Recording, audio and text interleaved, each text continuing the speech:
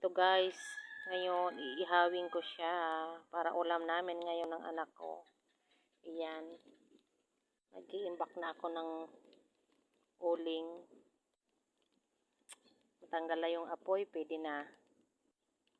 Sasalang ko na to. Lang na siya. Hintayin na nating maluto.